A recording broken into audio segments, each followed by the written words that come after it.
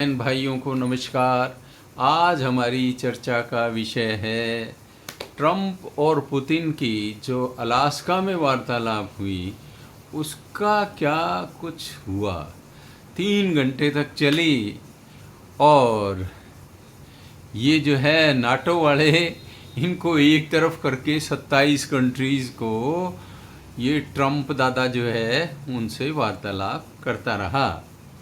Putin ने कहा कि ये जो सिटीज़ हैं, इधर उधर के प्रतिष्ठान है, इनकी जब रिकंस्ट्रक्शन हो तो नाटो देशों को इनके ठेके नहीं मिलने चाहिए।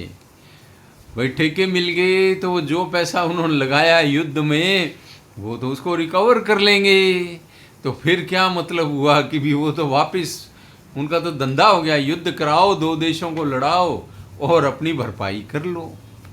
इसी तरह रेयर अर्थ जो मटेरियल निकलता है इसमें यूक्रेन में, यूक्रेन उसकी सप्लाई नाटो को नहीं दे।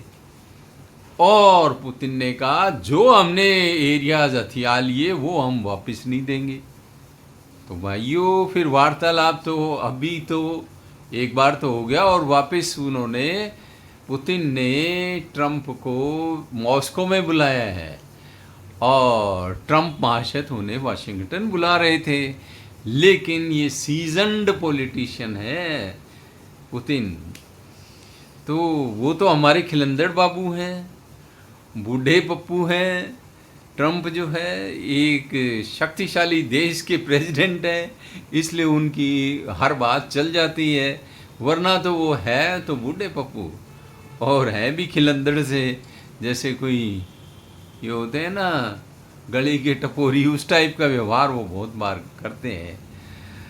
इस तेल जो भारत को देता है रशिया ये नहीं दे, ये ट्रंप ने कहा हथियार ना दे, तो भाई पुतिन अपने हाथ कटवा लेगा।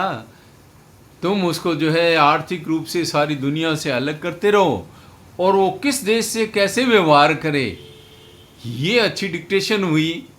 लेकिन ये ट्रंप को एक व्यापारी मानसिकता का व्यक्ति लगता है और इनको जो अंतर्राष्ट्रीय शिष्टाचार है, जो आचार व्यवहार है पॉलिटिशियंस का या कूटनीति का, उसके बारे में ये नादान से लगते हैं। पर इसके सलाहकार भी नादान है क्या?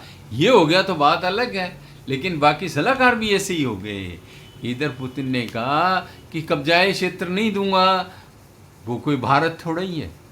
अब भारत की बात याद आती है जब 1971 में भारत ने बांग्लादेश बना दिया, तो एक तरह से हम युद्ध के जीते हुए लोग थे। 93,000 कैदियों की पेंटें उतारी गई पाकिस्तान की और उनको हमारे यहाँ बंदी बना के रखा गया।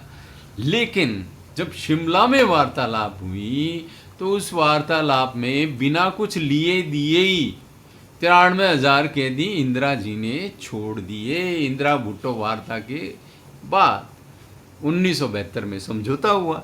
तो भाई 1972 में समझौता हुआ तो कुछ तो प्राप्त करते।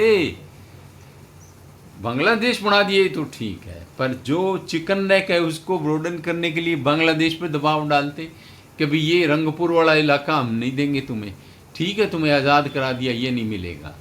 और इधर पीओके को छुड़वाने के लिए कोई प्रयास होने चाहिए थे, वो कुछ नहीं हुआ।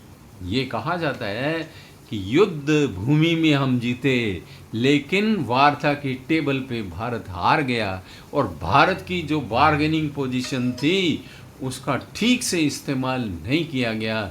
जैसे आज पुतिन ट्रंप के किसी भुलावे में नहीं आ रहे, अपने राष्ट्रीय हितों का ध्यान रखते हुए कि हमारे सैनिकों ने जो खून बहा करके क्षेत्र कब्जाए हैं वो हम नहीं छोड़ेंगे। और ऐसा खैर, लेकिन ऐसा हुआ, भारत जो है भारत ने 93,000 कैदी दिए और जो एरिया हमारे इधर उधर कब्जे में भी थे वो भी छोड़ दिए। तो ये थोड़ा जमी नहीं बात। और वैसे क्योंकि हम समझौता करने में हमेशा कमज़ोर रहे हैं, नेहरू लियाकत वार्ता में कमज़ोर रहे, देश का विभाजन हुआ, आधा अधूरा विभाजन हुआ, पॉपुलेशन का ट्रांसफ़र नहीं हुआ और नेहरू लियाकत वो समझौता करके उधर की पॉपुलेशन हमारी हिंदुओं की उधर रहेगी, मुसलमानों की इधर रहेगी, फिर अधूरा बंटवारा, फिर वही बहुत सी पुरानी बातें जो अब उठ रही हैं और समाज में अशांति हो रही है। तो भाइयों, ये जो ट्रम्प दादा है वो आजकल गुनगुना रहा होगा कि नोबेल प्राइज ने बड़ा दुख दीना आए राम, फंसा पड़ा है बेचारा। ओ भाई, इतना धनवान आदमी है, कोई डुप्लीकेट नोबेल प्राइज बना के ले ले और फिर इस कामना से पीड़ित होकर के क्यों अपने व्यवहार को अननेचुरल बनाते हो। अपने राष्ट्रीय हितों को ध्यान में रखते हुए पुतिन जैसे होशियार शासक जो कितने सालों से रशिया की बागडोर संभाले हुए हैं, उसके साथ खिलंदड़पन से वार्ता मत करो, उसको गंभीरता से लो, मोदी जी को गंभीरता से लो, वरना ये सुपर पावर वाला घमंड धरा रह जाएगा।